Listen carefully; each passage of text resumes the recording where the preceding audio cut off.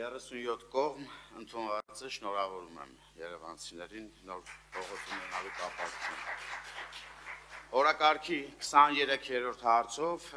Ավետիք Ավիկ Վիգեն Իսահակյանին Երևանի պատվավոր քաղաքացի կոչում շնորհելու մասին հարցն է։